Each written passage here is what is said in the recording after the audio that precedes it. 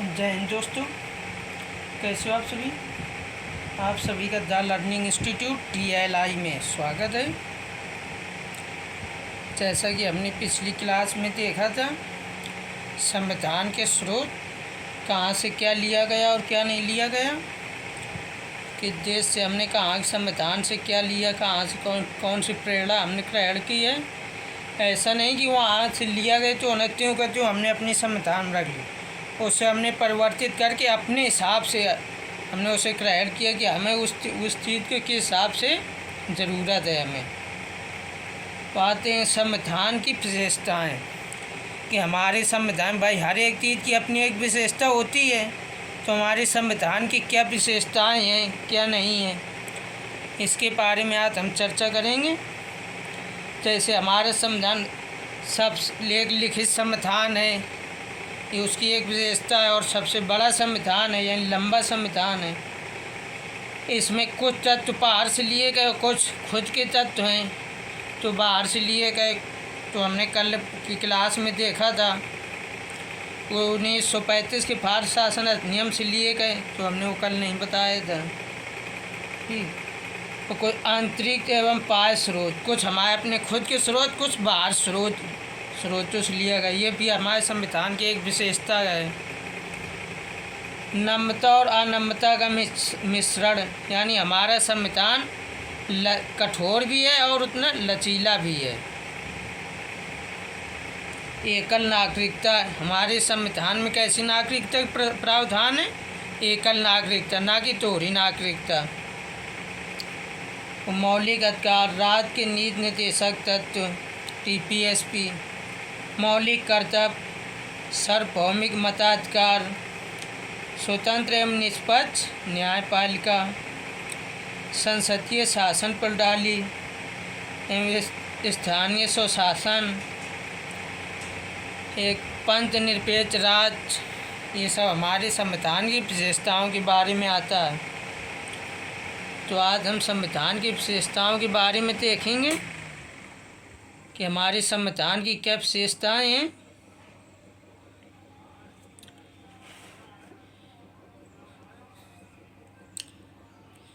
ठीक, तो हम देखते हैं संविधान की विशेषताओं के बारे में, एक एक पॉइंट लिखते जाते हैं, उसे समझते जाते हैं। सबसे लंबा लिखित संविधान है हमारा संविधान एक ऐसा संविधान है, सबसे लंबा एवं लिखित संविधान।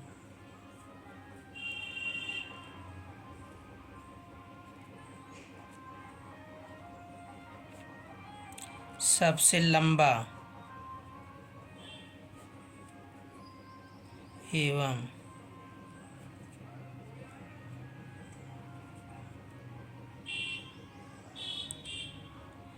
लिखित संविधान।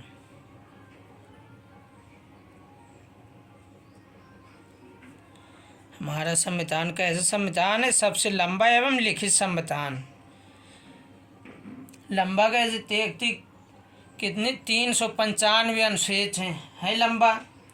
22 भाग, 12 अनुसूचियाँ, यानी लंबा तो बहुत है ही है। एवं लिखित संविधान, लिखा हुआ संविधान है,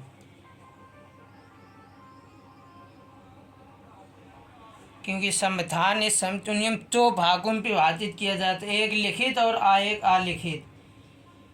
लिखित में जैसे हमारा संविधान हो गया, यानी भारत का संविधान, अमेरिका का संविधान, ये लिखित संविधान। अलिखित संविधान जैसे ब्रिटेन का संविधान, ब्रिटेन में कोई लिखी हुई संविधान किताब नहीं रखी है, एक परंपरा के आधार पर चल, अलिखित संविधान हो गया। ठीक, ये इसकी एक विशेषता हो गई। वो अगली विशेषता, आंतरिक एवं बाह्य स्रोत।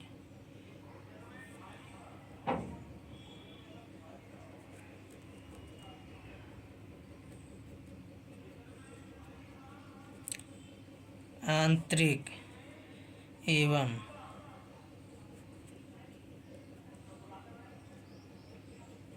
बाह्य स्रोत।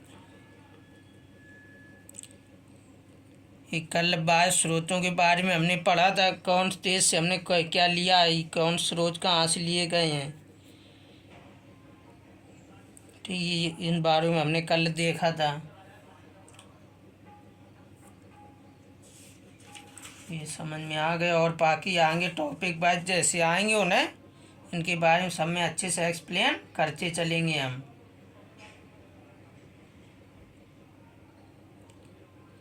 इसके बाद देखें हम नम्रता एवं अनम्रता का समन्वय।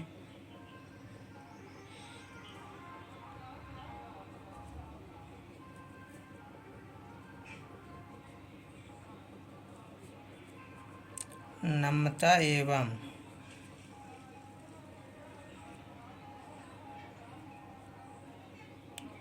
अनम्रता का मिश्रण। ये नम्रता एवं अनम्रता का मिश्रण कैसा कि हमारा संविधान लचीला भी है और कठोर भी है। जहाँ लचीले की जरूरत पड़े तो वहाँ पर हमारा संविधान लचीला है, और जहाँ कठोर की जरूरत तो वहाँ पर कठोर भी हमारा संविधान। और अगला पॉइंट हम देखें एकल नागरिकता। हमारे संविधान में नागरिकता का ऐसा प्रावधान दोहरी नागरिकता नहीं, एकल नागरिकता।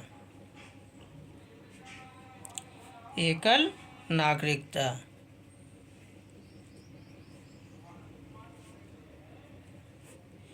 एकल नागरिकता का अर्थ क्या होता है कि हमारे देश में एक गहरी नागरिकता है, दोहरी नहीं। जैसे अमेरिका के संविधान में क्या, एक देश की नागरिकता कि अमेरिका का नागरिक है, और दूसरी अमेरिका जिस राज्य में रह रहा उसकी नागरिकता कि अमेरिका इस राज्य के लिए। हमारे यहाँ किसी राज्य की नागरिकता नहीं, सीधी देश की नागरिकता होती। ये एकल नागरिकता हो गई। मौलिक अधिकार कि हमारे देश के नागरिकों के कुछ मूलभूत अधिकार हैं, उन्हें मौलिक अधिकार कहते हैं।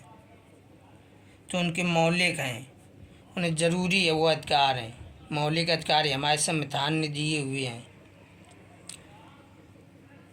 और राज्य को तब नागरिकों तो राज्य के भी कुछ होंगे अधिकार। तो राज्य के नीति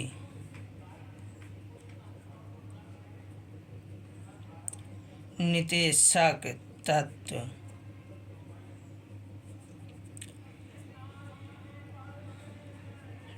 DPSP direct principle of states policy,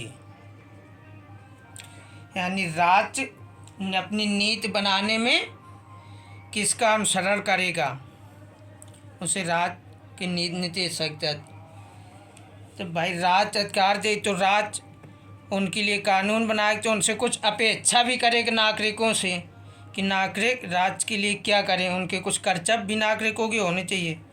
तो उनके मौलिक कर्तव्य।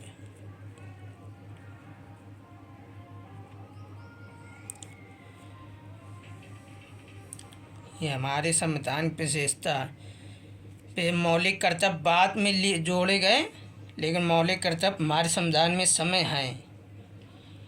और सार्वभौमिक मताधिकार।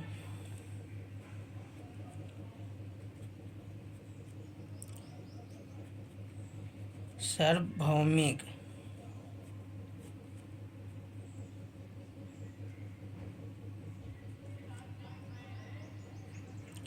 मताधिकार। सार्वभौमिक मताधिकार यानी सभी को मत देने का अधिकार। वो बात एक अलग की एक एज लिमिट लग कि इतनी एज के ऊपर वाले मत का डाल पाएंगे, लेकिन मत में डालने अपने मत का प्रयोग करने के लिए ये नहीं है कि एक पर्टिकुलर संपत्ति रखी हुई या पढ़ा लिखा व्यक्ति अपना मत डाल पाएगा। हम सभी चुनाव में वोट डालते हैं, यानी हमें मताधिकार यानी अपने मत का अधिकार, वोट डालने का अधिकार है। वो बात 18+ वाले डालते हैं। स्वतंत्र एवं निष्पक्ष न्यायपालिका।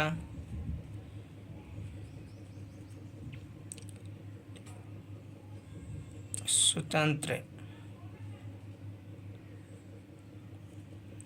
एवं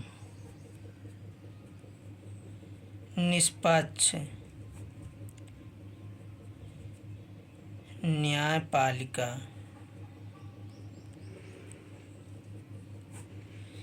हमारी न्यायपालिका कैसे स्वतंत्र है, यानी कार्यपालिका से स्वतंत्र। कार्यपालिका को उस पर कोई अधिकार नहीं है। वो अपन निष्पक्ष कि बिना किसी भेदभाव के अपन न्याय करती है, और एक ऐसी न्यायपालिका व्यवस्था है हमारे यहाँ। उस संसदीय शासन प्रणाली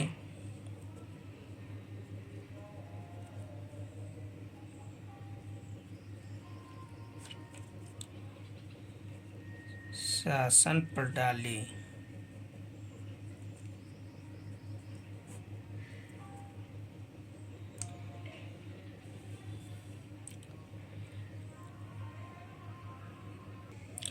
संसदीय शासन प्रणाली हमारे यहाँ के इसका संसदीय शासन प्रणाली व्यवस्थित है। ठीक, संसद के सदस्य जो है कि हम चुन के भेजते हो हमारे ऊपर शासन करते हैं। अगला त्रिस्तरीय ग्रामीण शासन।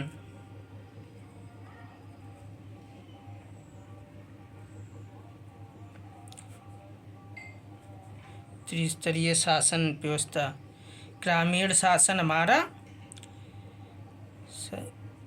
कैसे त्रिस्तरीय शासन व्यवस्था लागू है। ये कहते हैं बलवंत राय मेहता समिति, आगे से हम पढ़ेंगे पगाए। पंचनिरपेक्ष राज्य, यानी राज्य का कोई धर्म नहीं होगा। पंचनिरपेक्ष राज्य, राज्य में रहने वाले लोगों का तो धर्म है, लेकिन राज्य का कोई धर्म नहीं। नीति बनाते समय वो किसी विशेष धर्म को देखते हुए नहीं बनाएगा। ऐसी बनाएगी तो सभी के लिए कारगर सिद्ध हो। ठीक, तो ये हमारी संविधान की कुछ विशेषताएं से। तो क्या विशेषताएं जी? सबसे लंबा एवं लिखित संविधान, आंतरिक एवं बाह्य स्रोत, नम्रता एवं अनम्रता का मिश्रण, एकल नागरिकता, मौलिक अधिकार, राज्य के नीति निर्देशक तत्व, मौलिक कर्तव्य, सार्वभौमिक मताधिकार, स्वतंत्र एवं निष्पक्ष न्यायपालिका, संसदीय शासन प्रणाली, त्रिस्तरीय शासन व्यवस्था, स्वायत्त शासन, निष्पक्ष, एक पंथ निरपेक्ष या धर्मनिरपेक्ष, इसी को बोल देते हैं धर्मनिरपेक्ष या धर्मनिरपेक्ष राज्य। ये हमारे कुछ संविधान की विशेषताएं थी। तो उम्मीद करता हूँ अच्छे समझ में आ गया होगा कि हमारे संविधान क्या विशेषताएं थी क्या नहीं।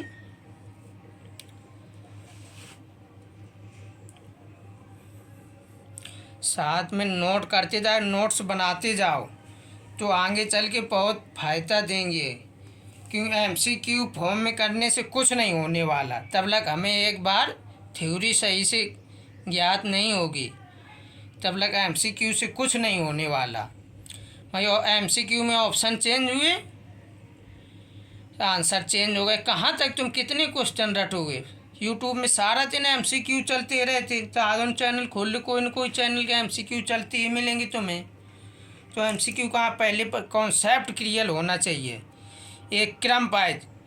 भाई एक MCQ में एक समझाते हैं, अच्छी बात है, लेकिन एक क्वेश्चन ये कहीं से रखा, अगला कहीं से रखा, हम कहाँ से नोट्स में उसमें बनाएंगे, कहाँ से किस याद रखेगी। कोई चीज़ हमें नहीं याद आ रही, नोट्स हम खोल के हिसाब देंगे, पता नहीं नोट्स में कहाँ लिखा। इसमें एक सब क्रम से नोट्स बना होगा, तो कभी कोई दिक्कत, नोट्स खोल के आप देख सकते हो तुरंत कहाँ क्या लिखा, कहाँ क्या नहीं। चलो ठीक, आगे बढ़ते हैं हम इसी क्रम में। आगे हम देख लें डॉक्टर BR अम्बेडकर, यानी डॉक्टर भीमराव अम्बेडकर के संबंध में, क्योंकि एक संविधान सभा के महत्वपूर्ण एक सदस्य थे और शांत प्रारूप समिति के अध्यक्ष भी थे, ड्राफ्टिंग कमेटी और पांडुलेखन समिति के। तो अभी ये संविधान सभा का चुनाव हुआ तो कहाँ से क्या चुन के आए थे, कैसे आए, के संबंध में इनके बारे में थोड़ा देख लेंगे। अंबेडकर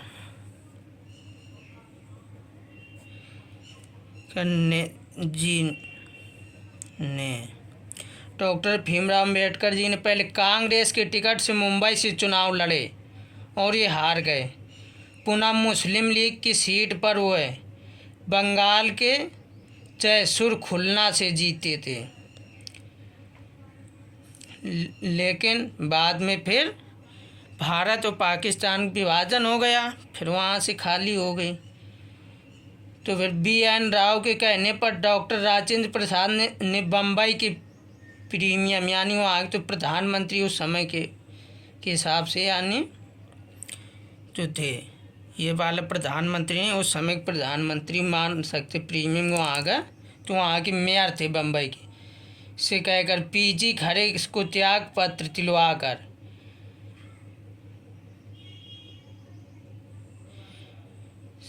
प्रीमियम PG खरे से पत्र लिखवाकर MR चेकर को के स्थान पर अम्बेडकर द्वारा मुंबई से लड़ा था चुनाव में। पहले इन्होंने कर जी ने कांग्रेस के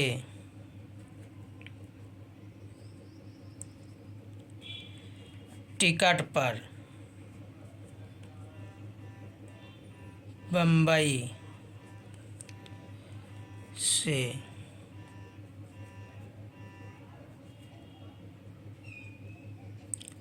चुनाव लड़े और पराजित हुए, यानी चुनाव जीत नहीं पाए, हार गए। दोबारा पुनः किसी मुस्लिम लीग की सीट पर पार्टी चेंज करती है। अब कौन सी पार्टी में पहुँच गए? मुस्लिम लीग की सीट पर कहाँ से? बंगाल के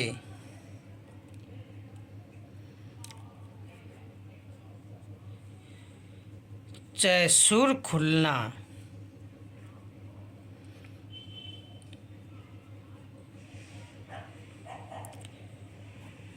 से चुनाव जीते,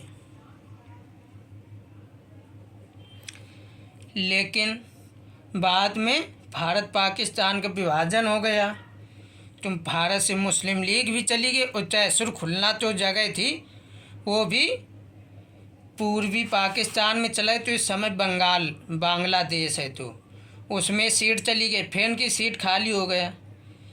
तो फिर संवैधानिक सलाहकार कौन थे? BN राव। उन्होंने कहा कि अंबेडकर जी को संविधान सभा में होना बहुत ज़रूरी है।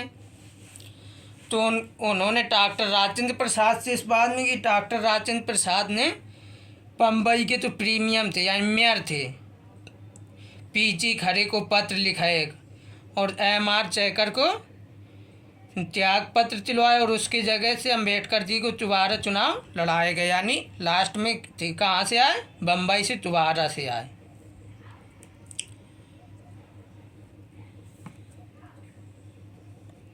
लेकिन भारत पाकिस्तान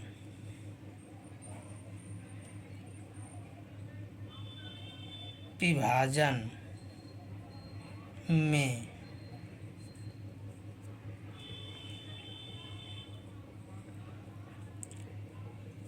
जयसुर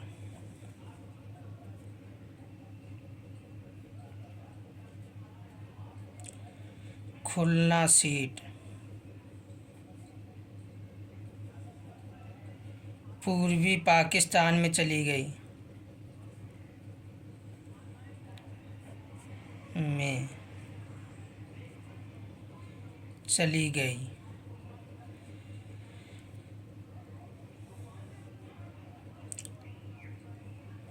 जब पुनः अम्बेडकर जी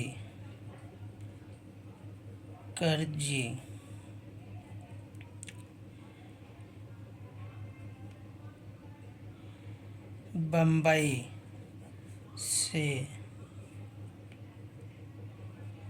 चुने गए। कहाँ से चुने गए? पुनः बम्बई से चुने गए। किसके स्थान पर?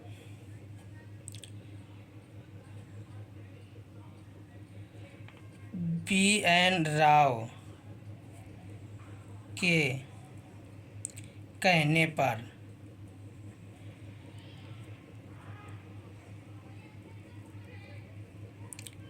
राजेंद्र प्रसाद ने बम्बई के प्रीमियर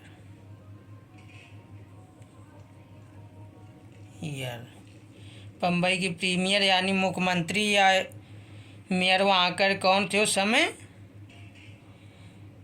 PG खरे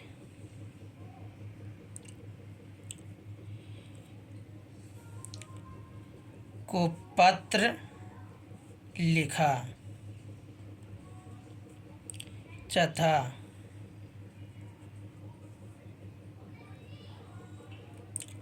MR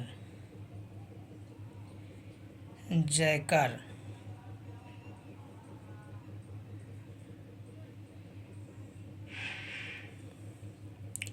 के स्थान पर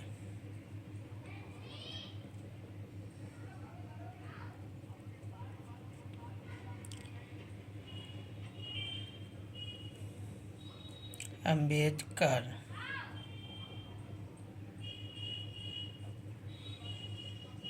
जी को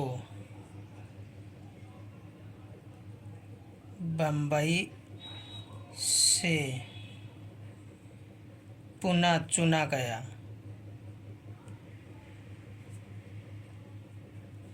यानी फाइनली कहाँ से रहे? बम्बई से रहे इनकी सीट में।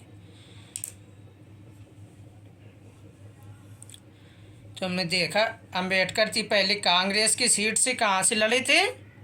कांग्रेस की सीट से बम्बई से लड़े और चुनाव हार गए। पुनः मुस्लिम लीग की सीट से बंगाल से लड़े। बंगाल की कौन? जयसुर खुलना सीट से चुनाव जीत गए। लेकिन बाद में भारत विभाजन हुआ। भारत से एक और नया राज्य बना, पाकिस्तान राज्य बन निकल के आया। तो बंगाल की जो जयसुर खुलना सीट थी वो पूर्वी पाकिस्तान में चली गई, उसके हिस्से में चली गई। अब इनकी सीट ये फिर खाली हो गई। तो अंबेडकर जी कहाँ लाए? फिर BN राव के कहने पर डॉक्टर राजेंद्र प्रसाद ने, जो बम्बई के प्रीमियर थे PG खरे, उन्हें पत्र लिखकर उनसे ये बात बोली कि अंबेडकर जी को तो लाना है। क्या कहाँ से कैसे? तो MR जयकर को चेक पर चिलाएगा और उसकी जगह पर पुनः अंबेडकर जी को चुना गया, जिससे वो आपसी संविधान सभा में आ सके। और बाकी अंबेडकर जी के बारे में आप जानते होंगे। तो आज की क्लास यहीं तक लगी। कमेंट करके ज़रूर बताएं क्लास कैसी लगी। क्लास अच्छी लगी हो तो लाइक करें और दोस्तों तक ज़रूर शेयर किया करें, जिससे उन्हें भी जानकारी मिल सके और हमारा भी हौसला बढ़े। भाई तब तक तुम संख्या नहीं पढ़ाओगे तो हमारा भी उतना पढ़ाने में मन नहीं लगता उतनी अच्छी तरीके से। तो ऐसा होना चाहिए। आप लोग लाइक करते नहीं हो। और यदि चैनल में नए हो, अभी तक सब्सक्राइब नहीं किया, सब्सक्राइब अवश्य कर लें। तो आज क्लास यहीं तक रखते दोस्तों। जय हिंद, जय भारत।